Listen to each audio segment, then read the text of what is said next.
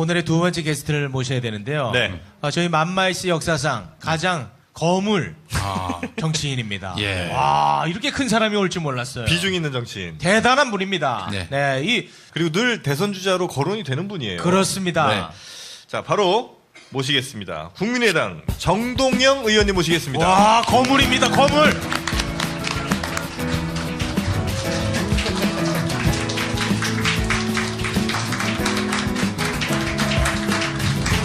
아, 거물 정치인. 네. 아유, 고맙습니다. 여러분, MB를 만든 사나이. 네. 아, 많이 당황해 하십니다. 네. 이분이 계셨기 때문에 MB가 있습니다. 네. 정동영 의원님. 저 인사 부탁드리겠습니다. 제 꿈이 이루어졌습니다. 오? 우리 김용민 박사 프로그램에 한번 나오는 거예요. 그 잘할 만한 게요. 우리 저 김용민 씨가 예. 정동영계라는 일각의 소문 때문에 아, 그래요? 예. 그 SNS에서 이제 몇몇 또 진보 네티즌들로부터 욕을 많이 먹는 것 같던데 아유. 정동영계. 아유, 네. 진보 네티즌이 화를 낼 이유가 없다고 봅니다. 아, 좋습니다. 가장 진보적인 정치인이기 때문에. 아, 좋습니다. 네. 오늘 할 얘기가 많을 것 같은데. 갑자기 땀이 나네요. 자, 일단 어떻게 MB 대통령 책임부터 털고 갈까요?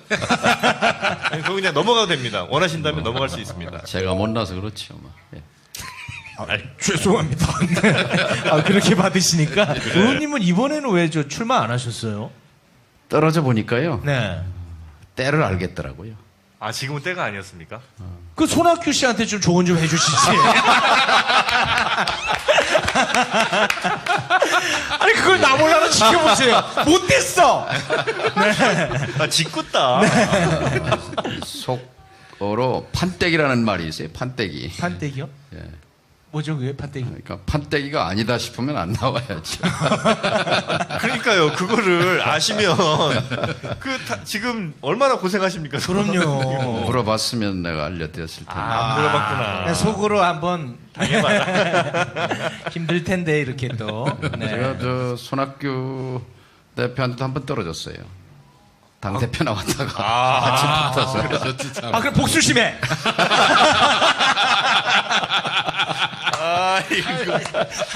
그럼 하여튼 지금 많이 떨어졌어요. 예. 대선 판때기도 보시겠네요.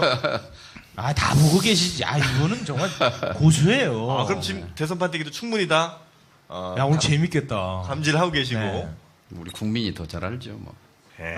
겸손하시네요. 네. 그럼 네. 바로 좀 한번 여쭤보면 어떨까 싶어요. 아, 그러면 네. 지금 오는 5월 9일에 그 대선판 말고 그 전에 것들 예측은 하셨는지 한번 저희가 검증을 좀 해보겠습니다. 네. 민주당 이제 경선 결과 나왔잖아요. 예.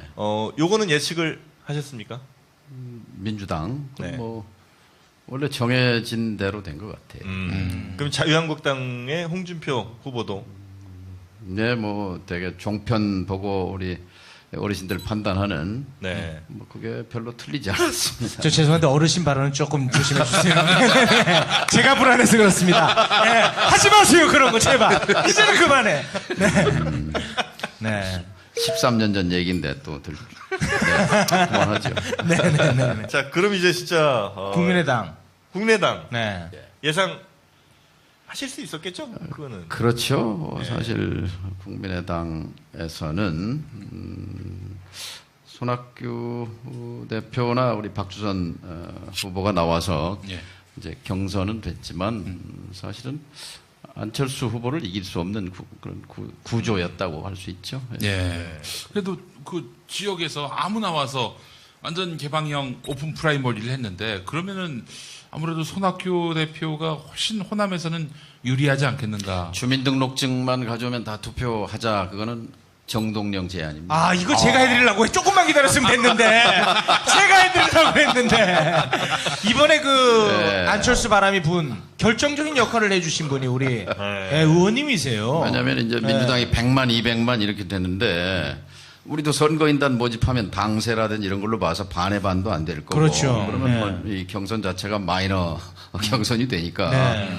제가 2월 20 며칠인가 천안에서 지역위원장들 1박 2일 연수가 있었어요. 어떻게 당을 살릴 건가. 그때 경선을 살릴 방법은 주민등록증만 가지면 누구나 투표할 수 있게 완전 개방형 경선으로 여는 거다. 그때 뭐 반대가 많았어요. 왜냐하면 역선택 역선택. 또는 조직동원력이 강한 사람이 또 이긴다. 선관위에서 관리 안 해줄 거다 등등. 근데 그럼에도 불구하고 이 길을 가지 않으면 길이 없다.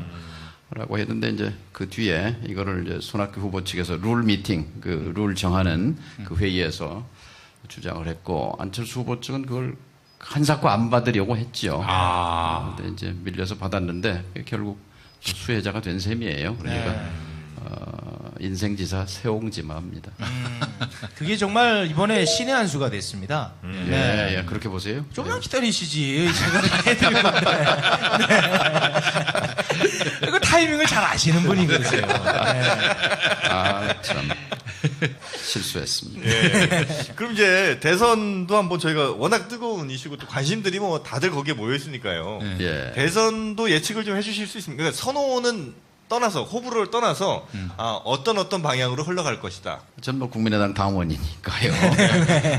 3월 31일 박근혜 전 대통령의 구속 그 장면으로 그 장면은 보수의 총원, 보수의 붕괴, 그러니까 그 보수는 냉전 반공 권위주의를 핵으로 하는 부패. 그런 수구 보수가 이번 선거에서는 퇴장 당한 것을 의미합니다. 그 장면이. 그래서 우리 국민의 수준으로 볼 때 정권 교체는 이루어졌다. 저는 그렇게 생각합니다. 정권 교체가 누구에게 이루어질까요? 이제 그거는 이제 뭐 좀 더 봐야 되겠죠. 이 말씀 못 하시면 국민의- 저 민주당이란 얘기예요. 그렇게 하면 해당행위예요. 그러니까 말씀 못 하시는 하지 거지. 마세요. 민주당이나 국민의당 둘 중에 하나 되겠죠. 그 뭐 요즘 매일같이 나오는 뉴스가 또 국민의당과 뭐 손들을 잡는다 뭐 이런 거 아니겠습니까? 그거는 저는 안 잡을 거라고 봅니다.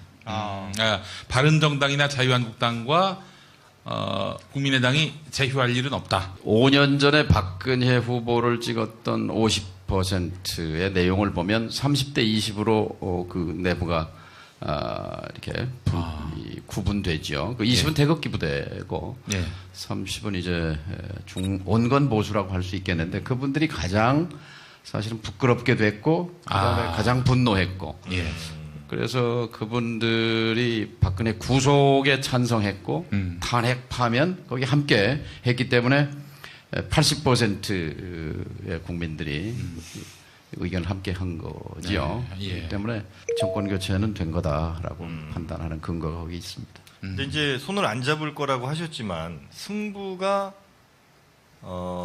누가 보아도 국민의당이 불리하다. 그리고 손을 잡는 경우엔 뒤집을 수도 있겠다.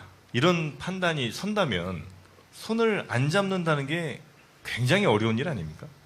사람마다 다 판단은 다를 텐데요. 저는 글쎄 바른정당 경우에는 이제 집권 후에 연대. 정책 연대는 필요하죠. 왜냐하면 박근혜 체제 청산을 위해서 바꿔야 할 법도 많고 제도도 많은데 바른정당이 사는 길이기도 하고 또 우리 협조를 받아야 되는 거니까. 그러나 어쨌든 지금 남아있는 자유한국당 이 당은 정치적 소멸 과정에 들어갔다고 봅니다. 그래서 소멸 세력과 손을 잡는다는 것은 그 손잡는 세력도 소멸할 운명에 처할 가능성이 많기 때문에 그것은 뭐 불가한 선택이다. 저는 제 판단은 그렇습니다. 진짜 사드랑 대북 문제는 진짜 전문가잖아요. 전문가입니다. 통일부 장관이셨습니다. 네. 네. 김정일 위원장도 만나셨고 건물이에요. 네네. 그 육자회담 복원도 시키시고 전문가는 아니고요. 다만 이제 경험을 갖고 있는 거죠. 다뤄봤으니까 이렇게 하면 되겠구나 하는 이제 우리 저 의원님께서 좀 깔끔하게 좀 정리를 해주셨으면 좋겠는데요. 사드.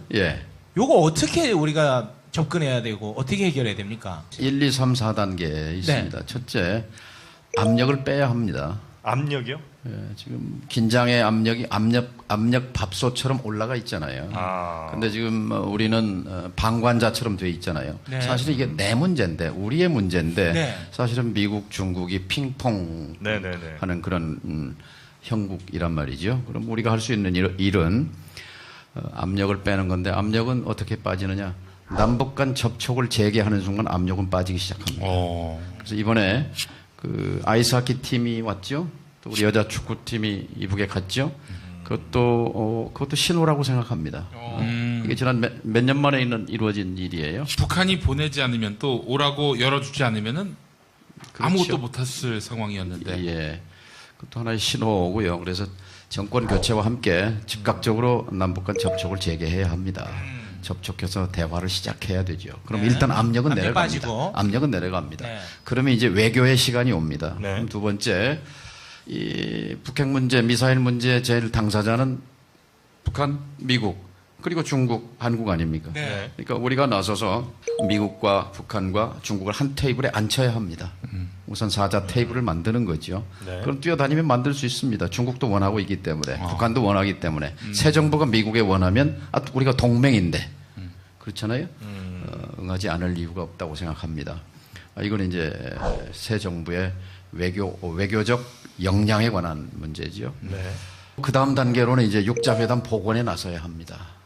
육자회담 얘기는요, 작년에 그 북한이 핵실험했을 때 유엔 역사상 가장 강력한 제재 결의를 해요. 네. 뭐 석탄, 철광석, 무슨 뭐 히토류 모든 수출 막고 금융 제재 등등 강력한 제재를 하면서 그 마지막 줄에 뭐라고 되어 있냐면 북한 핵 문제는 2005년 9월 19일 미국, 중국, 일본, 러시아, 남북 육자회담에서 합의한 9.19 공동성명에 의해서 해결해야 한다라고 유엔 안보리 결의에다가 박아넣었습니다. 이것을 그런데 다시 재가동시킬 그런 주체가 필요합니다. 그게 서울입니다. 새 정부입니다. 새 정부가 이 외교의 키를 돌려야 하는 거죠.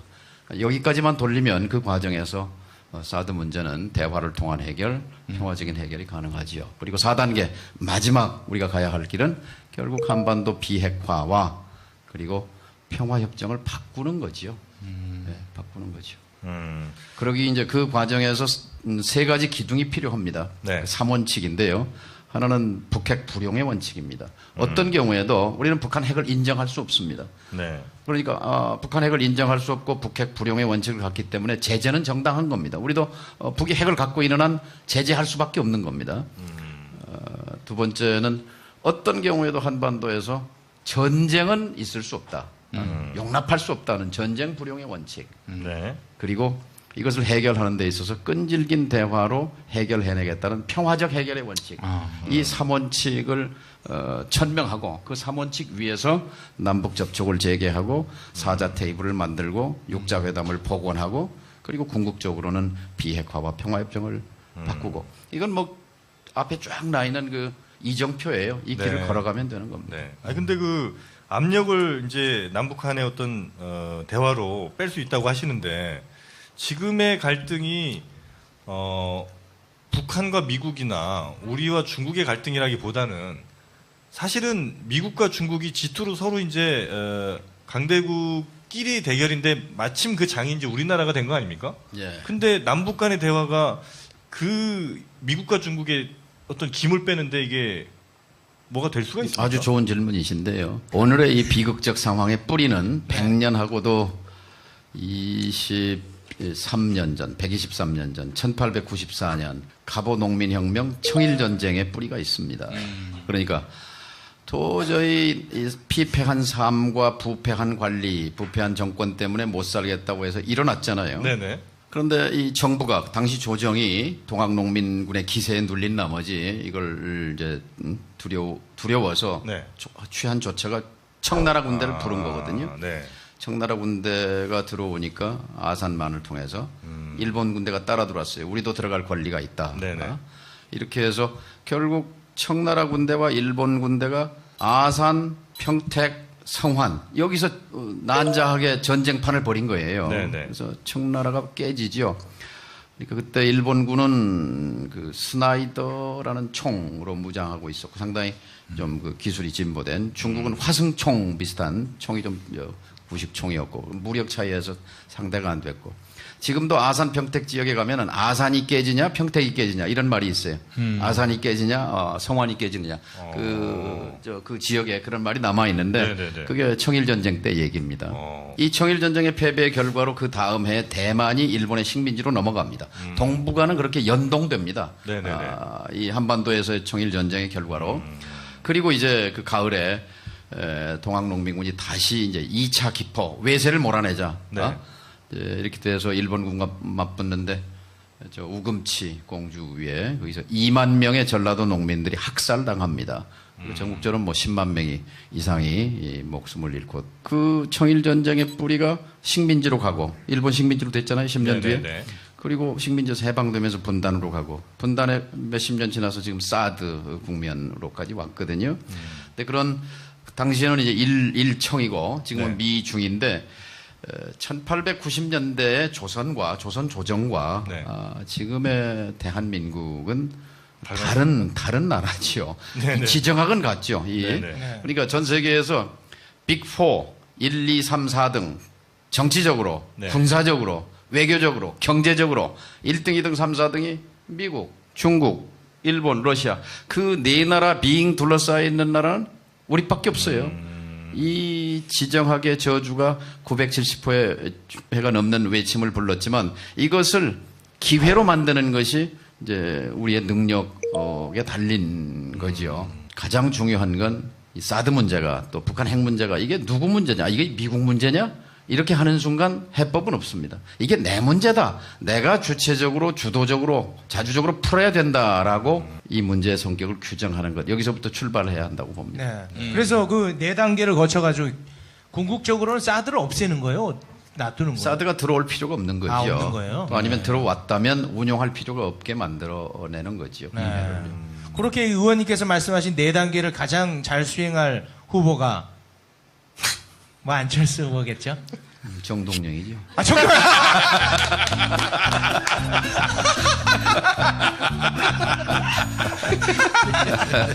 아, 대단하십니다. 아, 야망이 대단해요. 네. 아, 죽지 않았어. 네. 혹시 그 의원님의 대선 후보 4단계 전략 뭐 이런 것도 있습니까? 뭐 예를 들면 이번에 총리가 된다, 안철수를 밀어서 이런 것도 있습니까? 아유, 지금 뭐 밝힐 단계가 아닌가요? 그런 얘기를 하면 정신 나간 사람이죠. 그 총리. 근데 이제 자리는 뭐 전 뭐 다 되게 해봤습니다만 네. 네, 역할은 하고 싶습니다. 무슨 얘기냐면 네. 이 막혀 있는 남북 관계를 뚫어내는 것이 우리의 막혀 있는 이 현실을 뚫는 겁니다. 청년 실업도 마찬가지고 비정규직 문제도 마찬가지고 불평등과 양극화 문제도 결국 이걸 뚫어내야 뭔가 새로운 지평이 보이죠. 만약에 새 정부에서 대북 특사 역할을 이제 맡기면은 당연히 이걸 수용하시는 거죠. 그럼 뭐 자청이라도 해서 하겠습니다만 꼭 뭐 제가 아니어도 할 사람은 뭐 있겠죠. 만약에 대북 특사를 맡으신다면 어떤 그 스텝을 밟으시겠습니까? 남북 관계 푸는 데 있어서. 그러니까 일단은 신뢰가 무너져 있거든요. 예. 신뢰가 무너져 있으니까 그러니까 10년의 이 다리가 무너진 거거든요. 신뢰의 다리. 예. 어렵게 김대중 정부, 노무현 정부 10년에 걸쳐서 어렵게 놓았던 이 나무 다리를 지난 9년 동안 이걸 불살라 버린 거거든요. 다시 다리를 놓아야죠. 다리를 놓는 이제 차근차근 선이후난 쉬운 것부터 좀 어려운 걸로, 또 선경 후정 경제적인 것부터 정치적인 걸로 뭐 몇 가지 원칙을 가지고 접근하면 아까 스포츠 교류 같은 건 쉬운 거잖아요. 네. 그다음에 이제 문화 교류, 뭐 체육 교류 등등 단계적으로 해 나가면 이제 북으로서도 사실 역지사지에서 뭐가 목표일까, 뭐가 목표일까 보면 두 가지는 분명해 보입니다. 하나는요. 생존입니다. 서바이벌. 살아남는 거. 어떻게든지 살아남아야 되겠다라는 것이고. 근데 그 생존에 있어서 지금 미국에게 세계 최강 최대 전 세계 국방비의 51%가 미국 한 나라 국방비입니다. 그 나라의 적국이 딱 하나입니다. 작년까지는 세 나라였는데 이란, 쿠바가 이제 적국에서 해소되는 바람에 딱 하나예요. 북한이에요. 그 다음에 이 지구상에 193개, 북한도 유엔 가입국이니까 193나라의 유엔 회원국 가운데 미국으로부터 한 번도 말하자면 국가 승인, 국가로서 인정을 받지 못한 나라는 193나라 중에 북한밖에 없습니다. 그리고 전쟁을 했던 나라잖아요. 그렇죠. 그러니까 이런 조건으로부터 어떻게 살아남느냐 하는 것이 제일 목표일 것이고 두 번째는 어떤 국가나 어떤 국민이나 다 잘 살고 싶은 거지요. 어떤 번영에 대한 욕망. 이것이 맞다고 우리가 전제를 한다면 바로 이제 거기에 우리가 취해야 할 전략과 정책이 나올 수 있는 거죠. 그 장관 하실 시기에 예. 그 당시 북한은 이제 막 북핵을 개발했던 핵을 막 개발했던 때고 지금은 4차 핵실험까지 한 예. 상태인데 몸값이 다르다면서 이거 옛날같이 우리를 그렇게 보시면 안 되지 이렇게 나올 가능성은 없습니까 북한이? 그러니까 그 몸값이라는 게 북으로서는 지금 평화협정입니다. 평화체제죠. 휴전 상태를 예, 평화협정 예, 예. 체제로. 예. 그러니까 2000년 지금부터 17년 전이네요. 2000년 9월 언저리에 별 5개를 단 인민군 차수 조명록이라는 사람이 백악관을 방문합니다. 그날 아침에 갑자기 군복을 입고 나타나는 바람에 미국 관리들이 당황했습니다만 하여튼 인민 군복을 입고 백악관에 들어가서 클린턴 대통령 각하를 평양에 초청합니다. 정상회담을 제의한 거죠. 네네네. 그리고 조미 공동 커뮤니케라는 걸 발표하는데 그 핵심이 그겁니다. 오래된 북미 간의 적대 관계, 적의 관계를 청산하고 이 새로운 협력 관계를 수립하자 이제 이런 제안이었는데 그때 역사에 참 지난 20년 어간의 이 핵 개발의 역사 속에서 보면 두 갈래 길에서 그 불운이 자꾸 겹치는 거예요. 클린턴 때는 저쪽이 좀 리베랄 이렇게 하면 이쪽이 보수 정부 YS 클린턴, 이쪽이 좀 이제 민주적인 정부가 들어서면 저쪽이 부시, 예? 저쪽이 오바마 이렇게 해서 좀뭐 MB 이렇게 계속. 그러니까 그렇게 보면 트럼프니까 이번엔 민주정부가 맞네요. 이제 그런 환경 속에서 바로 2주일 뒤에 올브라이트라고 하는 미 국무장관이 평양에 갑니다. 김정일 위원장 만납니다. 그때는 이제 핵실험이 아니고 그때는 미사일 발사를 할 때였기 때문에 미사일 그 모라토리움, 미사일 발사를 유예하는 그 얘기를 한 거예요. 그래야 이제 클린턴 대통령이 올 수 있지 않겠느냐 이렇게 해서. 그때 김정일 위원장이 한 얘기가 있습니다. 우리에게는 오래된 동맹 하나는 이 지구상에서 사라졌다. 조소 동맹을 얘기하는 겁니다. 소련은 없어졌어요. 그 다음에 우리의 오래된 또 하나의 동맹은 등을 돌렸다. 중국을 얘기합니다. 적대 관계가 없으면 우리에게 무기도 필요 없다. 그러니까 당신들과 우리가 이 적대 관계를 해소한다면 미사일 실험을 할 이유가 없다. 그런 얘기를 한 건데요. 시간은 많이 지났습니다만 기본 틀거리는 지금도 똑같다고 생각합니다. 근데 그 김정은 같은 경우에 자신의 어떤 그 위치를 확고히 하기 위해서 계속해서 좀 갈등 상황들을 더 연출하는 이런 거 같기도 한데 이 상황도 역시 마찬가지로 북한이 핵을 버리고 평화를 원할 만한 상황이라고 보시는 거예요? 그러니까 그 개인의 인성, 퍼스널리티 네. 그 문제와 어쨌든 이 문제를 풀어야 할 대화 상대로 인정하는 건 별개의 문제라고 생각합니다. 김정은 체제 또는 김정은의 악마성과는 그거와는 별도로 대화 상대로서 또 문제를 해결해야 할 협상의 상대로 김정은을 인정하는 것은 별개의 문제다 말씀을 드리는 겁니다. 말씀을 들어보니까 확실히 다음 정부의 대북 특사는 우리 의원님만한 사람이 없는 것 같아서 제가 문 캠프에 전달해 놓겠습니다. 그때 그럼 우리 최욱 씨를 같이 가는 걸로 하겠습니다. 아니 그 의원님 그러면은 국민의당은 물론이고 더불어민주당이 집권해도 정권 교체입니까? 뭐 당연하죠. 그렇죠. 네. 그럼 하나만한 질문하세요. 네. 네. 뭐 이상한 질문을 하고 그래. 아이고 참. 제가 중요한 질문이었어. 아까 우리 옷 벗습니까? 옷을 좀 벗어도 됩니까? 예, 옷 벗습니다. 네. 옷 벗은 김에 또 뜨거운 거 하나 또 민망한 질문 하나 하겠습니다. 예. 아까 이제 뭐 모든 자리는 내가 다 해봤다 이런 말씀하셨는데 사실 의원님께서 총리 자리를 못 하셨단 말이에요. 너무 아쉽죠. 거기에 대해서 일각에서 이런 얘기가 있습니다. 그 참여정부 때 총리 자리를 안 주고 통일부 장관 자리를 줘서 정동영이 토라졌다. 삐졌다. 예. 그건 팩트예요. 팩트입니까? 그건 팩트지. 그럼 넘어갈까? 토라. 그래서 이번에도 그쪽으로 갔나? 총리 약속 받아야 되니까. 혹시 뭐 관련해서 하실 말씀 있으세요? 많이 토라졌다고. 아니, 그렇진 얘기 않습니다. 아닙니까? 사실은 뭐 조금 비화긴 한데요. 뭐 이 자리에서 해주세요. 해도 되죠. 재밌잖아요, 이제. 그리고 돌아가신 강금원 회장이라는 분이 아, 있어요. 네, 네네. 창신섬유. 강금원 회장. 예. 2006년 지방선거의 당의장이었어요. 두 번째. 아, 그리고 이제 망했어요. 폭삭.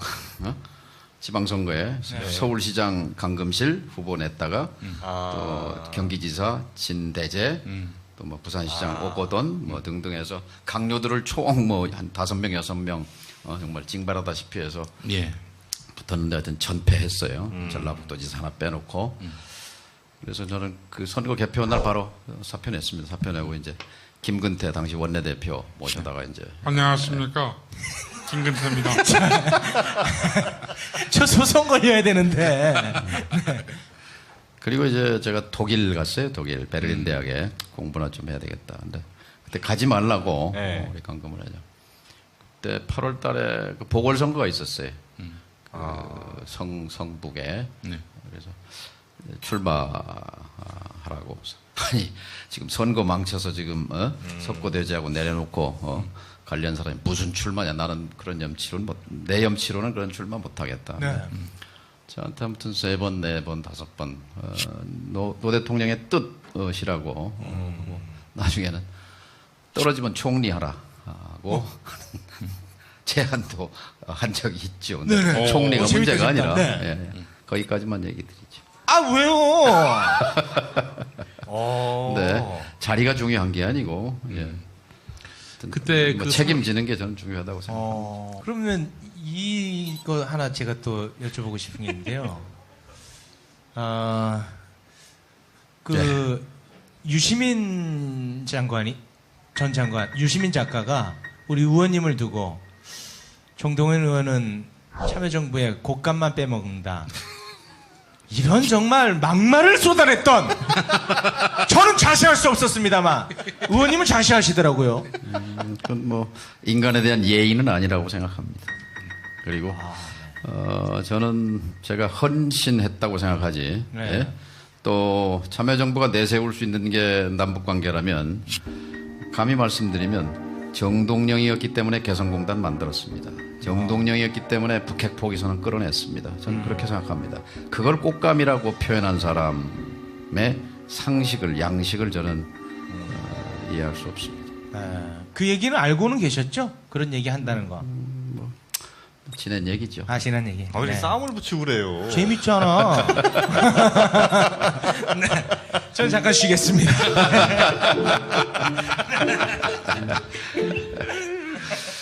혹시 지금은 그 민주당 인사분들과도 뭐 이렇게 친하게 다 지내시나요? 아니면 인간적으로야 다 같은 식구죠. 전에 문재인 대표가 제가 순창에 감자농사 1년 지었어요. 그 순창 거기까지 네. 찾아오셨죠. 그래서 네. 막걸리를 몇 병 마셨나 뭐 그리고 대화도 많이 했는데 두 분이서요? 예. 기억 안 나세요? 예. 그 보도 많이 났지. 네. 그 아니 이제 친하게 지내냐고 그래서 그때 제가 한 말이 뭐 마음은 형제다 이런 얘기 있죠. 당선 될 것 같으니까. 아니 아닙니까? 그때는 이제 제가 민주당으로 안 갔지만 네. 안 갔지만 마음은 그래요. 형제다. 그 호칭은 뭐라고 했습니까? 우리 의원님께. 예? 의원님께 호칭은 뭐라고 하시던가요? 그 문 대표가. 장관님이라고 부르겠죠, 뭐. 글쎄 뭐 정의장이라고 했든지 정 의장님 이러면서. 아이고. 그러면 결국은 다시 합치는 게 맞다고 보시나요? 저는 앞으로 한국은 다당제로 가야 된다고 생각해요. 다당제. 왜냐하면 합의제 민주주의의 방향이 왜냐하면 5천만의 그 이해관계를 두 정당이 수렴할 수 없습니다. 그리고요, OECD 국가 34나라 중에 불평등도가 가장 심한 4나라를 꼽으라면 멕시코, 칠레, 사우스 코리아, 그 다음에 미국이 꼽는데요. 그 4나라가 다 양당제 또는 대통령제입니다. 그리고 사회 통합이 잘 돼 있는 나라들이 대개는 그 북유럽을 포함해서 다당제 국가들이고 합의제 민주주의를 하는 나라들이죠. 근데 의원님 그 관련해서 하나만 더 여쭤보면 그 나라들은 이제 당들이 이른바 당의 어떤 철학, 정강 이런 것들이 정말 명확하고 이념이 확실하잖아요. 그런데 비해서 우리의 왜요? 국민의당은 이념이 확실해요. 반문. 명확합니다. 그걸 왜 그 인정하지 않습니까? 존중하세요. 간과했습니다. 미안합니다. 예. 아유. 의원님 죄송합니다. 그러니까 저는 잠깐 쉬겠습니다. 그런 이념적 차이가 사실은 뭐 국민의당, 뭐 민주당 등등 해서 정의당 말고는 크게 차이가 이게 이제 없지 않나. 선거제도를 그래서 바꿀 필요가 있죠. 예를 들면 지금 녹색당 있지만 의석을 못 갖잖아요. 그러나 의석을 가질 전망이 있으면 지지하겠죠. 또 다양하게 그런 뭐 청년들이 당을 만들어서 5%를 얻으면 15석을 의석을 갖게 되는데 이렇게 해서 다양한 목소리가 정책 결정 과정에 포함되도록 해야 하고 또 특히 쭉 가다 보니까 지금 사실은 이 국회가 귀족원처럼 됐습니다.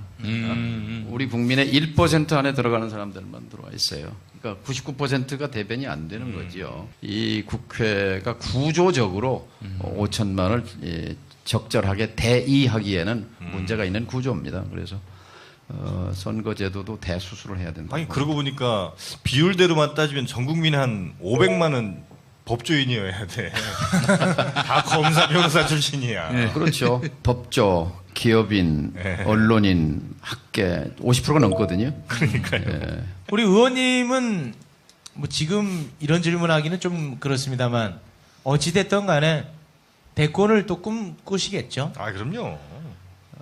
글쎄요. 대권이란 말은 사라져야 할 말이에요. 사실 새 정부에서는 대통령이란 말도 바꿨으면 좋겠어요. 명칭을. 프레지던트라는 게 이제 프리자이드 사회 보는 거에서 나왔잖아요. 네? 사회 보는 거. 그러니까 그럼 MC로 하면 어때? MC. 대한민국 MC. 국민 MC네 진짜. 그래요. 그래서 국민의장. 국민의장. 시민의장. 이게 맞는 표현이 대통령 권위주의적이고 대권이란 말도 무슨 대권입니까? 그러니까 아무튼 지금 우리가 이제 통상적으로 생각하는 대권 어떤 뭐 아직까지도 의지는 있으시겠죠? 정치인은 초선 재선 의원만 되면 다 권력 의지를 갖습니다. 근데 권력 자체가 필요한 게 아니라 자기가 꿈꾸는 세상을 한번 펼쳐보기 위해서 다들 꿈을 꾸는 거죠. 저도 뭔가 권력 자체가 제 목적이 아니라 세상을 이렇게 좀 바꿔봤으면 좋겠다는 열망은 여전히 있는 거죠. 그 심플하게 바꿨으면 하는 게 어떤 게 있습니까? 심플하게. 서울역에서 기차표 사서 압록강 넘어서 만주로 시베리아로 가는 거 그거 하나 만들어내면 제가 정치하면서 가장 큰 역사에 대한 기여가 되지 않을까. 그러니까 옛날에는 국가 권력을 장악하겠다. 이게 사실 뭐 지금도 많은 정치인들이 꿈꾸는 것인데 의원님은 확실하게 그 꿈이 있어요. 남북 문제를 확실하게 풀 수 있는. 그 문제가 풀면 다 풀려요. 우리 정치도 그렇고 경제도 그렇고 사회도 그렇고 다 이 분단 논리 위에서 있거든. 이 분단의 그렇죠. 논리가 해체가 되면은 그러면 우리 사회는 진짜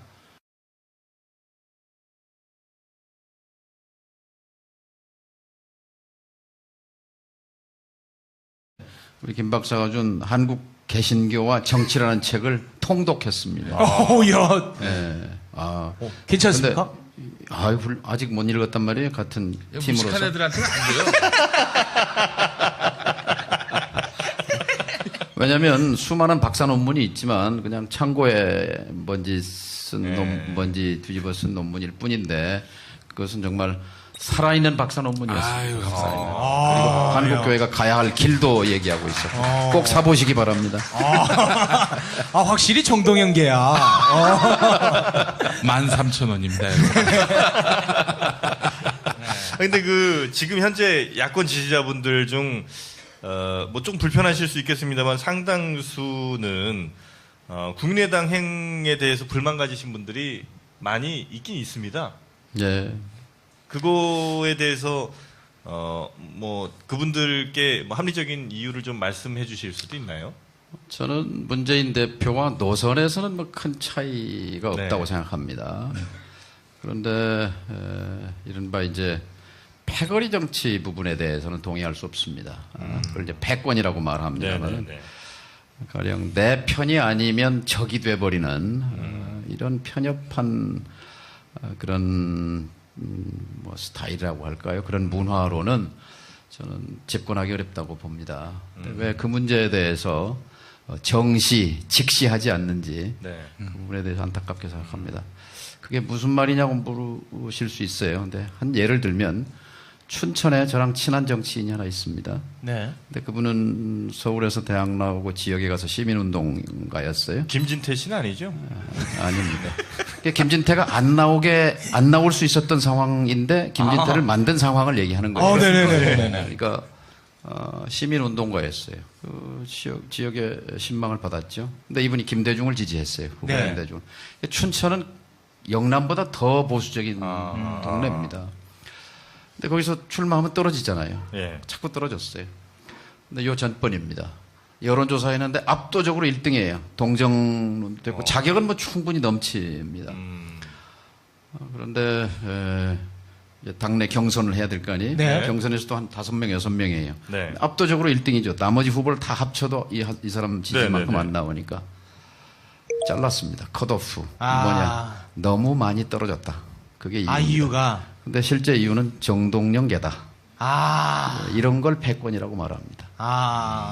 이런 건 반성해야죠. 그럼 의원님이 남아서 그런 잘못된 관행을 고쳤으면 어땠을까 싶은데요. 고치는데 실패한 거죠. 실패하셨군요. 뭐 패권이 팩트인지 아닌지 뭐 저희가 확인할 길은 없습니다만 만약에 그게 팩트라고 치면 그게 문재인 후보님의 문제입니까? 아니면 그 주변 사람들의 문제입니까? 글쎄, 그것까지 제가 정확하게 진단하기는 좀 어렵지만 네. 뭐 둘 다 문제겠죠. 예. 그리고 참 생각해 보니까 우리 의원님이 MBC 앵커 출신이시잖아요. 기자 출신이시고. 그렇죠. 네. 지금의 MBC를 보시면서 남다르실 것 같네요. 네. 그러니까요. 어떻게 하다가 이렇게 됐나 뭐 이런 생각도 좀 하실 것 같고요. 세월호 비극 다음으로 가슴 아픈 장면.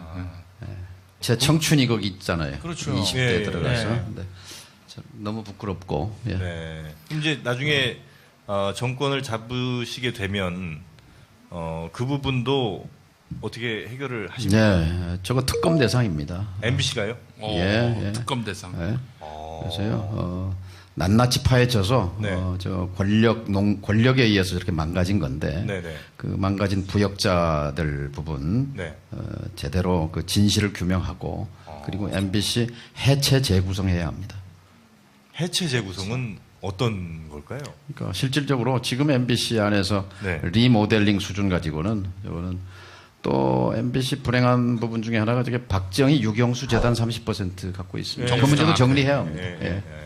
그럼 예전 MBC는 정말 최고였는데요. 그러니까 네. 화면 때깔도 다르다고 그랬었거든요. 네. 그러니까 3사 중에 제일 손석희 씨도 못 견디고 나온 거잖아요. 특히 이제 젊은 층에서는 더더욱 MBC를 좋아했던 분들이 많았고 네. MBC 어떤 뉴스 같은 경우는 특히나 다른 방송사들에 비해서 굉장히 그래도 방송사 중에 최고 정론 보도를 한다고 했었는데 지금은 뭐 방송사들 중에 가장 어떤 평가 나온지는 잘 알고 계시죠?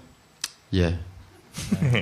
우리 정동영 의원님이 그 MBC 노조가 이제 시작할 때 이제 선배급이잖아요.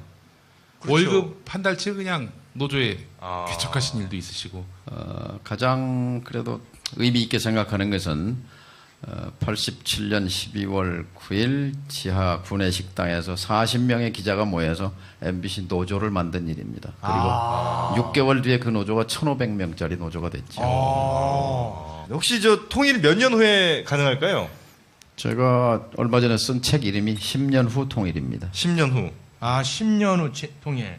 그 10년 후 통일이라는 말은 이제 통일에는 둘로 나눌 수 있죠. 법적인, 법률적인 통일이 있고 그 전에 사실상의 통일. 네네네. 그거는 뭐 사람, 돈, 물자가 자유롭게 오고 가면 그것은 사실상의 통일 단계라고 말할 수 있죠. 그냥 있는다고 되진 않을 테고 조건이 좀 있겠죠? 예를 들면 뭐 말하자면- 내가 대통령이 돼야 된다든지. 그게 최우선이지. 정권 교체가 돼서 네. 그 지난 민주정부가 10년의 그 빛나는 유산이 있잖아요. 네네네. 즉 한반도 문제를 남과 북이 주인이 돼서 이렇게 그 금강산 관광도 만들고 개성공단도 만들고 개성공단과 관련해서는요 독일 통일의 설계사라고 불리는 분이 있어요. 에곤 바르라고 얼마 전에 작고하셨는데 네. 3인당의 이제 브란트 수상의 오른팔이었어요. 그분이 설계자였는데 제가 아까 독일에 갔을 때 그분을 뵀어요.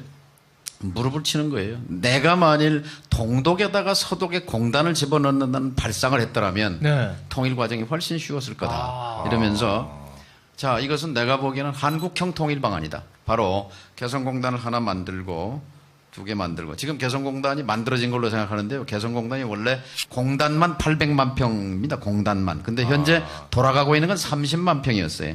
그러니까 원래 계획 대비 뭐 조그마한 이 땅콩만한 그런 규모로 돌아가는 것이고 개성공단 하나만 완성했어도 원래 완성 목표 연도가 2012년입니다. 그랬으면 그것이 북한 경제 전체 규모의 5배 정도 크기가 되어버립니다. 개성공단 하나가요.